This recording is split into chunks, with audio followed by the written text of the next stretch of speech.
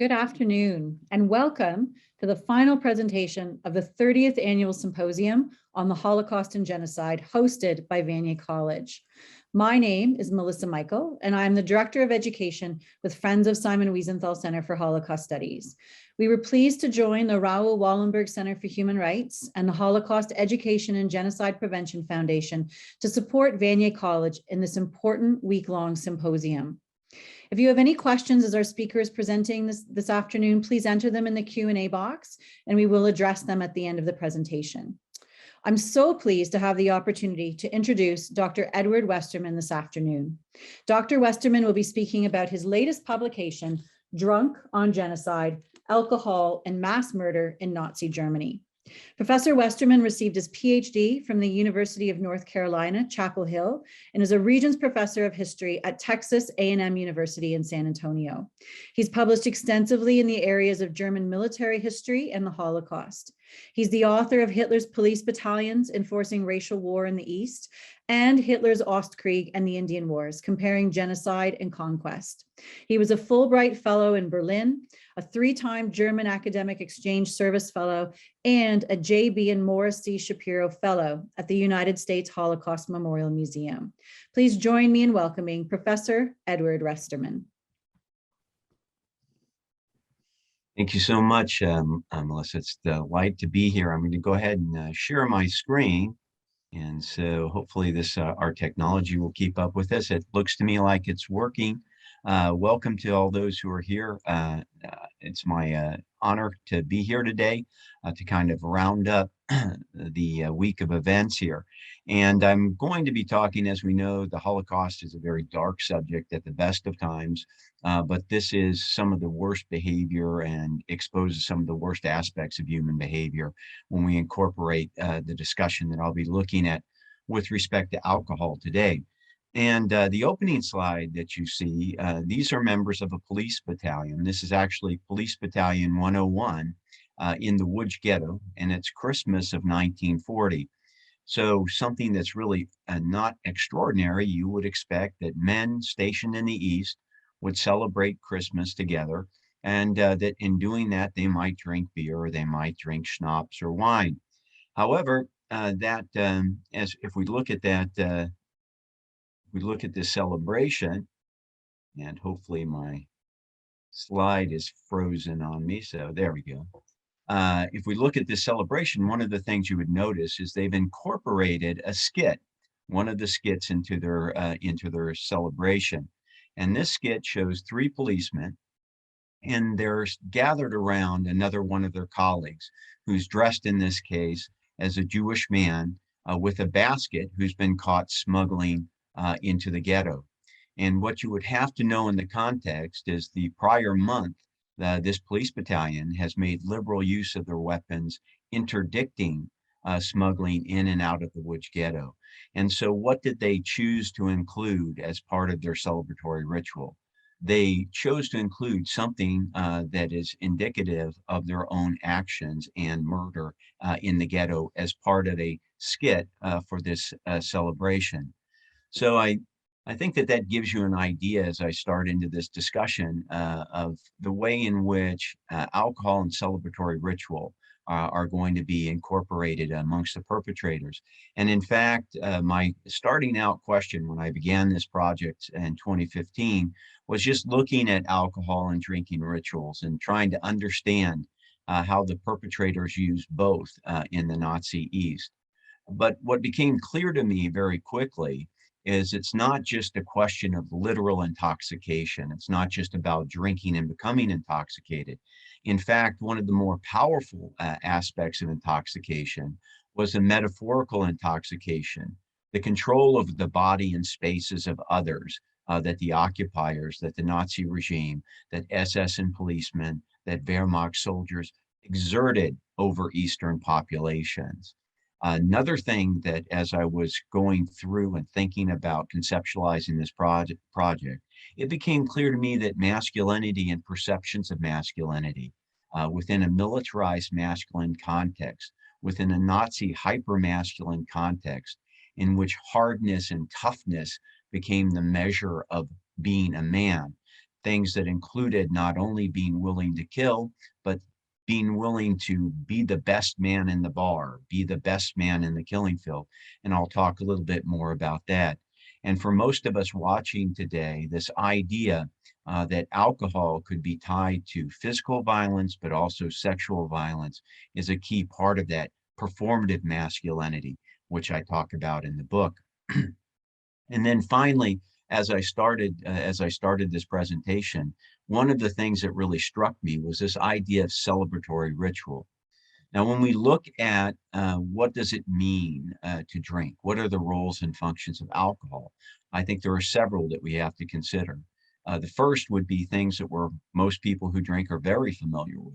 After work, Friday off, going and having a drink with your friends or with your colleagues, celebrating anniversaries, celebrating holidays. Certainly, we see that the use of alcohol in those rituals.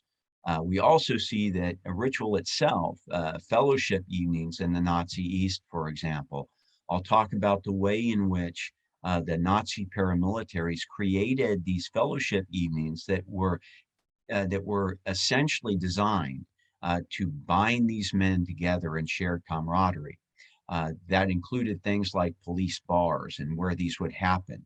It included things like performative masculinity as men competed against each other, not only in drinking, but in acts of killing and atrocity. And as I mentioned earlier, when we think about alcohol, we see the intersection of perceptions of masculinity and physical and sexual violence as well. Selective disinhibition, this is when I talk to my students, I say this is the spring break effect. And what I mean by that is this is where you do something you otherwise would not have done if you hadn't been drinking.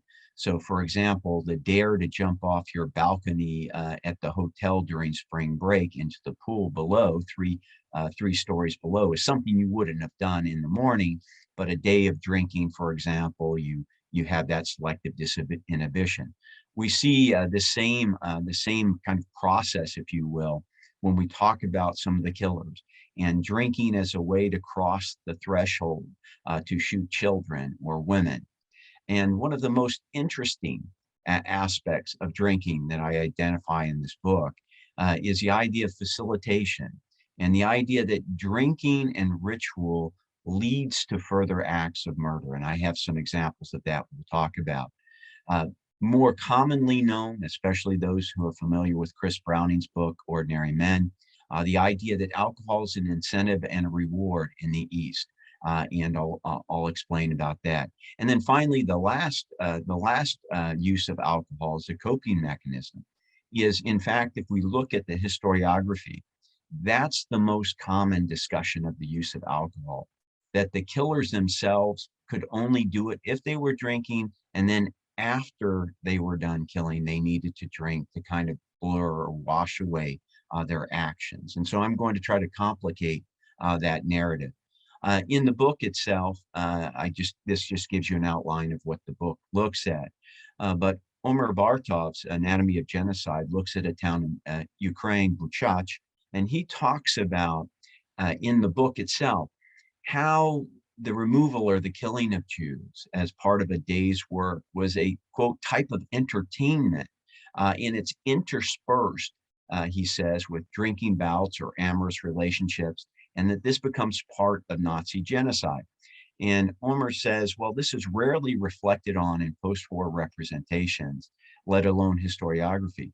And actually, there's quite a bit of discussion of this type of activity when you start looking at witness, survivor, and perpetrator sources. But Omer's right that the historiography itself has to this point undervalued those sources. And so that's what I'm going to try to do today in the time that we have. One of the things I want to emphasize is that this type of behavior, this type of hyper-masculine behavior, drinking, toughness, violence, it doesn't start in 1933. And in fact, it becomes a key part of the Nazi paramilitaries already in the 1920s in their formation. And we see, for example, the formation of SA pubs or bars in which many unemployed SA men would go to gather, militaristic kind of reading of orders, sharing of war stories, drinking rituals incorporated in that. But this idea of building this kind of camaraderie and performative masculinity is part of that, the willingness and the ability to use one's fists, to be tough, if you will.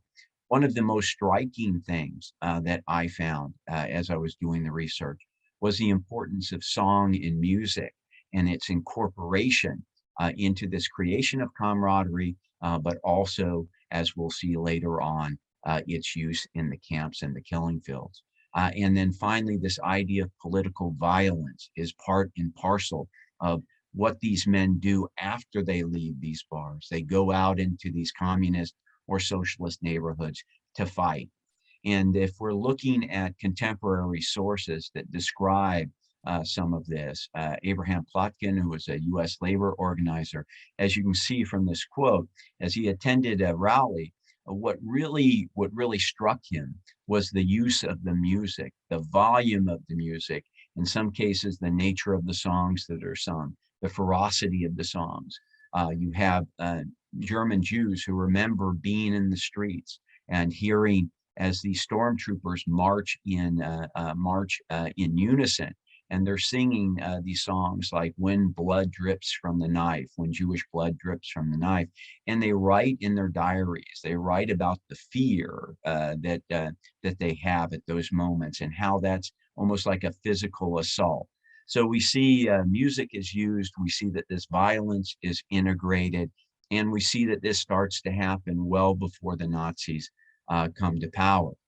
With respect to the concentration camps in Germany after 1933, so the creation of Dachau in March of 1933 starts the creation of the formalized camps. And one of the things that we'll see is these behaviors that I described amongst the stormtroopers in the pre-war period, in the pre-Nazi seizure of power period, they become integrated by the SS and by police forces in these other areas. So the ideas of ritual of humiliation, and this gets to sometimes it involves alcohol. It involves drunken forays by SS men late at night who go into the camp, into the barracks to abuse prisoners or to call prisoners out to the casino or the canteen, the German SS restaurant, and then to make them do exercises, to make them perform for them, if you will. And we see how this is integrated, this kind of celebratory violence is integrated against the prisoners. We also see, if we look closely at the wording used by those who are witnessing this or those who are experiencing this, they talk about the amusement taken or the idea that the SS sees these actions as entertainment. With respect to competition, we see performative masculinity and guards competing against one another. Who can beat a person the best? Who can deliver the biggest punch, if you will? And so, for example, in the camps, not only in Germany, but later on in the East, you'll have men with nicknames like the Boxer, and they take pride in their ability to knock out a prisoner with one blow. So we see the way in which games, which competitions are incorporated amongst the perpetrators. And even Rudolf Höss, the notorious commandant of Auschwitz, writing on his death row memoir, if you will, reflected back on how his SS guards at Auschwitz saw these flogging of prisoners as a form of entertainment. And that's the word that he uses. And again, I think that when we start to look at the nature of the language used by those who witness this, it becomes really important.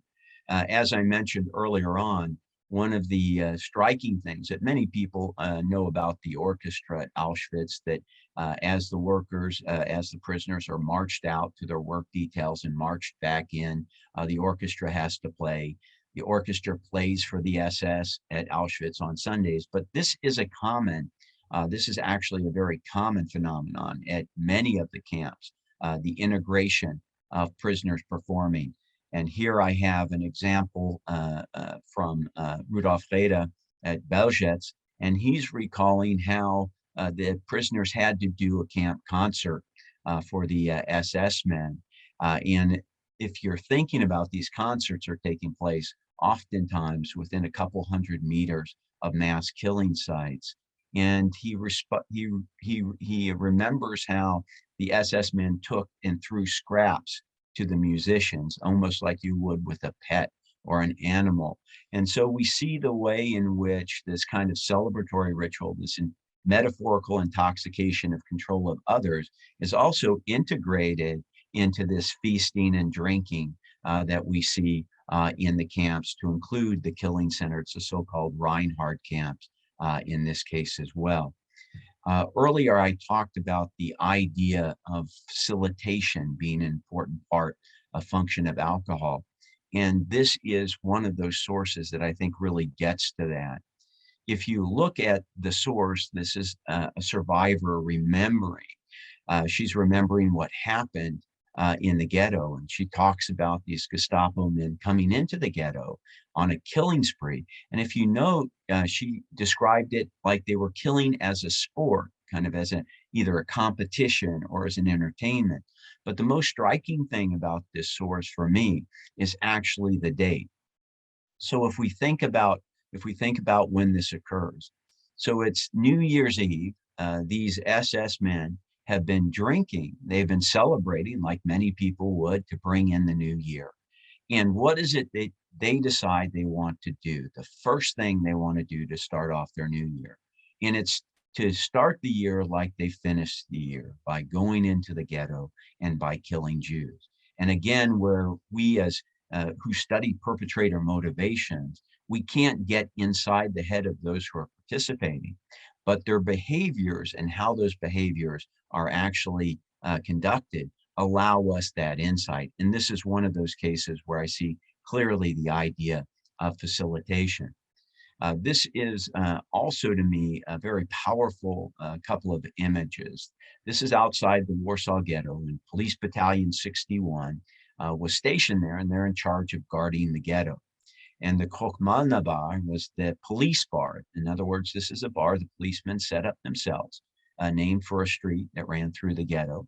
And what they would do is they would gather in that bar, these policemen, after their shifts, and they would sing and they would drink and they would brag and boast. And if we were in that bar, one of the things that probably strikes you looking at the picture on the left is that they've put up a Star of David as a light fixture in the bar, a very cynical use, right, of a symbol of Judaism that they're integrating into their area of celebratory ritual as part of their entertainment. And what you would also see looking around that bar as you turn back around from that bar is you see these murals. And these murals are self-drawn murals that have been put up by the policemen. And they depict their duties in the Warsaw Ghetto, including one that shows a Jewish man reaching down for a potato and a policeman with his rifle leveled, shooting him in the back as he reaches for that potato. So this is the area. This is how they want to celebrate. But another thing that you would need to know is, even before you walked into that bar, as you reached for the door handle to go into that bar, what you would see is this wooden door. And there would be notches in groups of 5 that would be arrayed on that door. In other words, the policemen were keeping count of the number of people that they were killing. And ultimately, there'll be about 500 notches into that door. So the door itself serves as kind of the scoreboard, if you will, of this unit. And this bar is the area of their celebration. We also see, again, with the integration of music, this is Sobibor, and I underline the fact that this is a day in the life of Sobibor. These are SS men, and we have one who's playing the accordion. And what you'd have to think about is, as I mentioned, this is only a couple hundred meters away from burn pits, from the gas chambers themselves. And here these SS men are posing in this scenario in front of their canteen. And we see the way in which prisoners often at different camps talked about how the SS men were acting.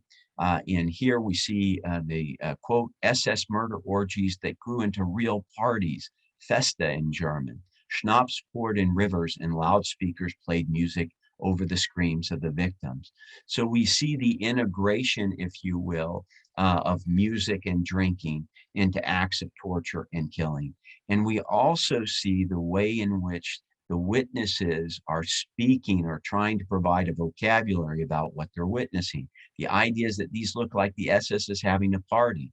And if we were to look at, for example, Verbundsprach, the Yiddish language of destruction, that in the East, that many of these Yiddish communities, as they're trying to describe what's happening to their communities as members of the police and the SS and the Einsatzgruppen are wiping out their communities, they describe the killings as either a ball, an axia, or as they use a wedding metaphor. And I kind of when I first heard that, I was wondering about that, and then it kind of struck me because what they're trying to do is they're trying to in some way describe the actions of the perpetrators in a language that they understand. And if we think about probably the most joyous day for in a shtetl for tradespeople or peasants or farmers would be a wedding with lots of food and lots of drink and music. And so what are the witnesses and what are the survivors? What's the language that they're trying to come to terms with in looking at how the perpetrators are experiencing murder? They use that wedding atmosphere because that's what it looks like to them. And I think again that gives us another real insight into the way in which perpetrators who we can't necessarily read their thoughts, but we can read their actions and their behaviors. And again, here, accordion music in the killing fields, those entertainment, if you will, being incorporated. One of the striking things, and Father Patrick Dubois, The Holocaust by Bullets, looks at the killers, especially the Einsatzgruppen in the East, and talks about the way in which banquet tables are set up, for example, at some of the killing sites. So I want you to imagine that not only are the killers at the pit killing people, but they're rotating out, they're going to a table and they're sitting down and drinking and eating, and then they're rotating back. Often there's music or song included. And as we think about how grotesque that is to think about, another thing that's even more horrifying to think about is that the perpetrators themselves and witnesses talk about the terrible smell at killing sites because of the blood and because of the act of murder. There are those who say murder has its own scent, if you will, its own smell. And to think that these are men now who are integrating murder, but then they're integrating eating and drinking into that act as well. That physiological kind of obstacle that they have to overcome, again, gives us an idea about what they're doing and how they're thinking. We also see that performative masculinity that I talked about, bringing in some cases women to these sites to witness these tough men, quote unquote, in action as a way to impress these German women that are there. I have another example where a policeman comes back from a killing action and he's literally covered in the blood, in the body matter of some of his victims. And instead of going to the shower first, what he decides to do is there's a German secretary at the police headquarters that he likes. And so he decides to go see her first in order to kind of impress her, at least in his mind, to impress her with the hard and tough man that he is coming back from a killing action. And again, these are the ways in which I think we start to see some of the ideas of how perpetrator motivation is not necessarily about just coping or dealing with murder, but the integration of celebration, concepts of masculinity as well.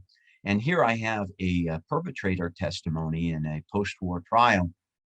And this policeman remembered an execution, and he described how a band was playing as the Jews were led away to their deaths. And the word he uses in German to describe it, he stated it was loud, just like a carnival, a Volksfest, right? That's the word that he uses. And I think that, again, that gives us an insight into how he was seeing these events. And we can talk perhaps in discussions a little bit more with questions as we move forward. But as I said, in performative masculinity, one of the aspects is competition between men. And here's a German policeman who remembered after the war how some of his colleagues kept count of their kills, literally. Some of them carved notches into their foot lockers. Some of them kept counts in books or competed against their fellow policemen as an indication of their superior masculinity. And this is this second primary source was one when I saw it that was really something that really impacted me as I was thinking about this. A German administrator is going into the German house in the East in a Polish town. And it's an area where Germans can eat and drink and kind of celebrate a home away from home, if you will. And as he's getting to the door, what he hears is this loud singing, celebrating, shouting from inside the building. And as he's opening the door, he has an SS man that's coming out. And that SS man has a beer coaster with the number 1000 in red, and it's on his uniform tunic. It's been pinned to his uniform tunic. And he asked what's going on.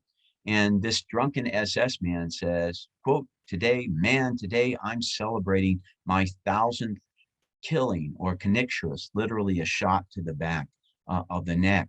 And so here we see not the integration of a round number celebration, if you will. And that's a group celebration that looks at that as kind of a triumphant marker for both the unit and the individual involved. And it's not only in the killing fields or in the East that we see that same type of procedure. For example, even before we talk about what's happening in the East, we see that those involved in the so-called T4, or quote euthanasia program, they celebrate their round numbers. Here at Goffeneck, we have one of the burners celebrating the 20,000th corpse that he's been involved of burning. We see also during the deportations from the Warsaw Ghetto in the summer and fall of 1942, that at Treblinka, where the majority of Jews are sent from the ghetto, that they have a special celebration after they reach the number 100,000 with a special ration of alcohol and a party to celebrate reaching 100,000 killings from the Warsaw Ghetto. Again, a kind of, if you will, an insight into the way in which murder is being celebrated. In this case, this is a Polish woman, and this is Sobibor, which may be familiar. This is the train station at Sobibor, the picture below. And many would be familiar, have seen this on either documentaries or Claude Lanzmann Shoah, for example. But Aurelia Jaworska, she is just passing through because it's a train station right next to the camp of Sobibor, and she wants some cigarettes. And she sees a door at the train station, and she hears what sounds to be like music and loud talking and celebration behind that door. So she opens the door, and she's immediately struck by these German and Russian, in this cases, these would be the Travniki, the SS auxiliaries, and they're celebrating. And she remarks on the richly covered tables, the unbelievable numbers of bottles of alcohol with foreign labels, the excess food. And what you have to think about, where have all those bottles come from? Where has that food come from? Well, it's been taken from those who have been deported to the East. And these SS men and their auxiliaries are celebrating with the deported items of their victims. And she remembers how these men sat at the table. And then she makes the statement, in a clearly drunken state, they, quote, amuse themselves. And again, I want to underline that she's using the word amuse themselves. This is how she's interpreting what they're doing as they talk about stories about their families. And she also notices one SS man playing the balalaika. And but what strikes her about that is that he has this large, valuable ring on his finger. And if we were to think about that, it's in all probability, again, looted property from those who have been killed. And in a recent excavation at Sobibor by an Israeli, Dutch, and Polish team at the ramp itself there, these are some of the items that have been uncovered, that were uncovered. And you see a number of rings. And the one I've highlighted, it just struck me when I saw this presentation, because this would be a very large stone on a ring. And so we see again from multiple sources how historical sources from anthropology or archaeology can come into our discussions of these rituals and these behaviors from other sources that we look at. In the case of Auschwitz, that alcohol is integrated into the methods of killing by those who kill themselves, whether it's having hot wine on the ramp in winter when the transportations arrive, or having bottles of vodka that are shared by SS men on the ramp, or by an SS doctor, Johann Kremer, who writes a diary that's been published in a number of places, but he's got very short entries. And as you see for his diary for November 8, 1942, it's only about a 3-line entry. And he talks about he just participated in his 12th and 13th mass gassings that day. And almost immediately, the next line talks about at the end of the day, celebrating a cozy evening company with Bulgarian red wine and Croatian plum brandy. So this idea of coziness after literally being involved in the murder of thousands in a single day. We see in the case of pictures that are captured by the Soviets or brought home by German soldiers, we see celebratory rituals, as in the case in the East here in Poland. And this again, for a Christmas celebration, might not seem very unusual. But we see that Soviets, in this case Ehrenberg, Ilya Ehrenberg, who talks about how these soldiers are in our towns. They are violating women, hanging men. They are guzzling alcohol and sleeping their orgies off like swine. And in this case, we might say, well, that sounds like Soviet propaganda, except when we cross-reference sources from the East, a letter from a German soldier who's describing, quote, the way it's whored and guzzled here is incredible. So we see the integration, if you will, of these aspects. This is one of my the most interesting photos for me in a certain respect. These are 2 SS men in the East, and they're near the Cherkasy pocket, probably 1943. And you see that they're drinking, they're actually guzzling. But what you might not be able to notice is they're guzzling French champagne. That's Moet et Chandon, that they're drinking on the Eastern Front in the winter. So you also get an idea, not into the kind of fraternity drinking style of these 2 men, but also how the regime itself transferred millions of bottles of alcohol into the East for these celebrations. And we see other aspects of that. And in looking at wrapping up, what is it about this topic that I think is important? What was interesting to me is that alcohol has been a topic that was literally hiding in plain sight. Once you start noticing it, as some of my friends and colleagues have talked about, once you know about it, you see it almost everywhere. And that it's important for the killing units, for the police and the SS in creating shared group identity and a shared mission. But equally important to emphasize is that alcohol was neither necessary nor sufficient for the Holocaust. In other words, the Holocaust happens with or without alcohol. but the metaphorical intoxication of the control over the bodies and spaces of others. That's the key intoxication experienced by the killers. And again, as those of us who study perpetrator mindset, we can't, as I talked about before, look into someone's brain and know what they're thinking. But when we see things like the integration of song or music or sexual violence or hunting or competition or trophy counting, what it allows us to do is to use the behavior to talk about perpetrator motivation. And another thing that historians have talked about with individuals like Karl Jaeger, who was the head of Einsatzkommando 3, or Friedrich Jeckeln, a higher SS and police leader, notorious for his killing actions with the Einsatzgruppen and with the police. Oftentimes, these men suffered, as we hear, from lack of sleep or inability to sleep and intestinal disorders. And for many historians, that's been a way in which they have looked at and said, well, you know, these men are involved in so much killing that it's a psychosomatic response. That's a human response to their body revolting against what they're involved in. However, if you look at the physiological effects of alcohol and heavy alcohol use, what you also note is difficulty sleeping, stomach ulcers, and intestinal problems are also a function of very heavy alcohol use. So what I'm not saying is that one discounts the other, but what I am saying is that we as historians, the virtue and the vice of not being these SS perpetrators is oftentimes we try to explain their behavior in ways that are within our frame of reference.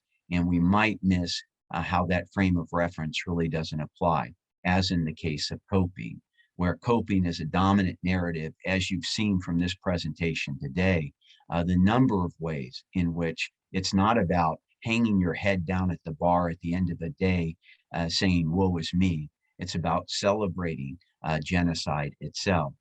And finally, this is the last slide, and I like to end with this slide. This is from a slide that I found during my work on the police book. And it was one of those photos when I found it in the German archives in a archive of police actions that struck me because of the setting. And what we have here is a young woman. She's being interrogated by a member of the security service. And you see the little boy that's next to her. And in the background, you have German policemen. And I don't know what the relationship between that woman and that boy is.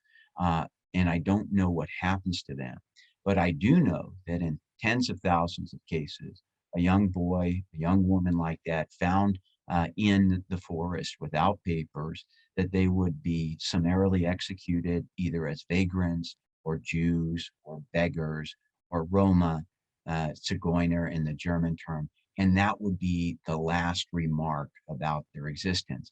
And so what this photo helps me to do is to remember when we talk about theories of masculinity and drinking behaviors, that it's not about the theories, it's about how those theories impacted individuals. And on that note, I'll go ahead and stop my share, and I'll be glad to take questions. Thank you so much, Professor Westermann, for, again, revealing what has been hiding in plain sight. I think, you know, to that point, moving forward, talking to survivors and listening to testimony and, you know, delving into this history, I think, you know, that's something that will continue to be uncovered for all of us who have had this opportunity to hear you speak today. Just looking at, you know, so many of the photos and archival pieces that you've included, do you have any information on what this meant for women, female perpetrators, female guards? Yeah, that's a great question. And for example, when I talked about those SA pubs, those paramilitary pubs before the war, those are male-dominated spaces. And what that means is that if women are allowed into those pubs, it's only on special occasions. And what's interesting, they're not allowed to drink. They can drink soft drinks or water, but they can't drink alcohol in those spaces.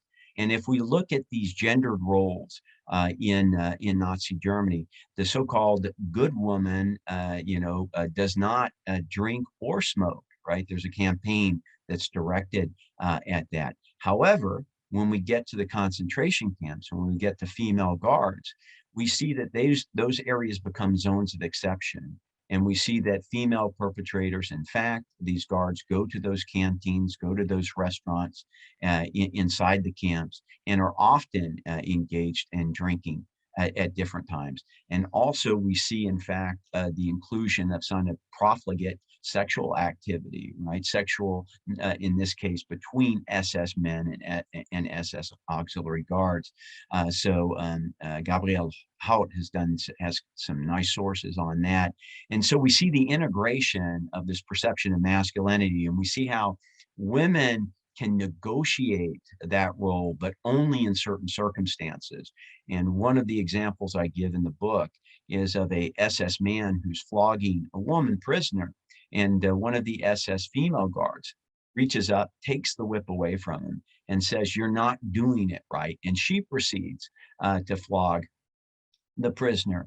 And what was striking about that for me is she's not assuming the normal or the standard role for a woman. She's appropriating the men's role of hardness and toughness in this case. And Wendy Lauer's book, Hitler's Furies, talks about Erna Petrie, who was the wife of an SS man who kills children that she finds next to their estate in the East. And her, after the war in East Germany, when she's being interrogated, she said, "I didn't want to stand behind the men." In other words, I wanted to prove my toughness.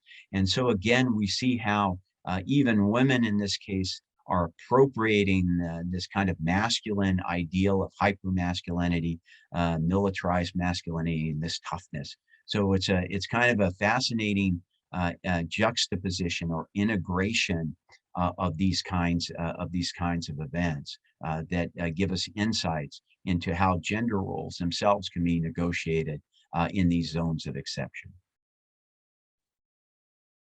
Thank you so much. Again, just a reminder to everyone, if you do have questions for Dr. Westermann, please do put them into the Q&A box, and we're happy to ask those questions. I'll ask one more though before we have any questions come in here. I'm just wondering if you can talk a little bit more about the language. You referenced that several times through. So this use of, amusement, carnival, festival. It strikes me as being, we hear so often in this field of study that language really fails us when it comes to talking about what these experiences are. Can you talk a little bit more about this language and what it tells you with regards to perpetrator behavior? Yeah, I think, as I was talking about, one of the things that was very striking for me was when we see the number of witnesses or survivors who use the term amusement, entertainment, laughing sadistically, we see, right, that a lot of times I think we read by that, all right? We read by that. What we fail to realize is that that's how they're remembering the enjoyment taken by the individuals in their humiliation or their degradation. And I think sometimes we tend to look at the action that they're talking about and not the words that they use to describe it. And that's why I think Miriam Schultz has this great article on Horbansprache, right? This language of destruction, and how these Yiddish communities are trying to create a new vernacular for describing what's happening to their communities, right? And the actions of the perpetrators. And again, that's the way I think that we can recapture in many cases some lost voices, and it gives us a real insight in the ways that those who are witnessing these events see them. And to me, that's, again, like Yiddish song, for example, we can see some of that as well. What songs are created, what poetry is created that describes this, that lives, that continues from the Warsaw Ghetto and from other places. And again, these give us ways for thinking about how these ideas or these actions are being interpreted.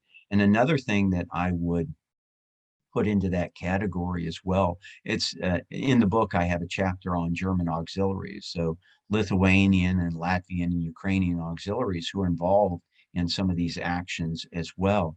And we see many of the same behaviors that are and that are integrated amongst these killing units under German control. And one of the differences, though, that I found very interesting with respect to music and song was that there are several examples of survivors remembering auxiliary killers coming back from murder actions, and they're singing either the Lithuanian or Latvian national anthem. They're singing these nationalist songs. And it struck me what essentially they're doing is they're linguistically denationalizing the victims that they've killed. So they're putting them outside by appropriating that identity of Lithuanian nationalism or Latvian nationalism and singing those songs. They're essentially celebrating and appropriating that identity from the victims that they've killed. And again, these are the kinds of insights, I think, that when we look at language and we look at music and the way it's integrated, that give us some more, to give us some more ways to think about what the perpetrators are thinking or doing. I can't help but think of the volume of alcohol that's being consumed through the East. So, you referenced that, it was, they were items that were being taken away from the victims. Do we have complicity from, alcoholic companies? Are they supplying? Is it strictly what's being confiscated from victims? No, so, in fact, because the East is seen as an area that needs support, we see from Nazi Germany itself that hundreds of thousands, millions of bottles of schnapps are sent to the East. We see that confiscation of entire French wine, red wine shipments, champagne shipments. I didn't mention it in the talk, but when it comes to red wine, for example, the Germans send thousands of bottles to the East in the winter in unheated cars, though. And so the reason I know about that story is because there's a complaint that when it arrives, it's all exploded, right? It's frozen solid and the glass has exploded. So we see the way in which alcohol is sent to the East. Another thing that we see in the use of alcohol in the East, which is somewhat different from alcohol use in Germany proper, that Himmler and police officials talk about having to issue alcohol prohibitions for not to drink on duty. And in the case of Minsk, this prohibition has to be issued every week to the men there. And the only reason you have to continue to issue a prohibition every week is because people are continuing to do it. Much like the taking of trophy photographs, where we have multiple times where we see Himmler sends down orders, do not take these pictures of these atrocities. And in fact, we find that that's neglected in the East. And the other thing that I would point out when it comes to how alcohol is used, the way that Himmler, as head of the SS and the police, thinks about the fellowship evenings that he imagines in the East. He talks about these should be after a difficult day's work, meaning killing, and he said that they should include only either 1 or 2 beers, a half liter or a liter of beer for the participants, that they should, quote, read poetry, sing songs, and take themselves to this beautiful realm, if you will, of German culture. And if he were to show up at these fellowship evenings, he would see very quickly that that's not what they become. I have a Polish waitress who remembers how several times a week this SS group would come into the restaurant. And she remembers how they would eat and drink and sing. And she also remembers how they would conduct chariot races by pushing each other around on chairs around the table, a kind of a performative competition, if you will. And so again, here we're seeing the integration, if you will, of a celebratory ritual and excess drinking and celebration that we find in the East. And probably not a surprise, but she has to ward off the sexual advances. She also talks in her testimony of those SS men. And that becomes a topic in and of itself. I really did not spend a lot of time speaking about it, but one of the things that I talk about, a very horrific in a number of horrific tales, is Ruth Elias, who's featured in the Landsmann film, survivor who is deported from Terezin, from Theresienstadt to Auschwitz. She and her husband are deported, and she's put into Birkenau, into Block 6. And Block 6 is a barracks that holds not only young girls, but it holds the camp male orchestra. And what she remembers is how the SS would come drunkenly into the barracks at night, these drunken SS men. And she recalls how the first thing that they did was they woke up the orchestra and they told the orchestra to start playing music. The next thing that they did was to start to grab those girls and to drag them out of their bunks and to sexually assault them. And Ruth Elias remembers being on the top bunk, pressed against the back of the wall, and hoping that they wouldn't climb up to the top bunk. It'd be too much work.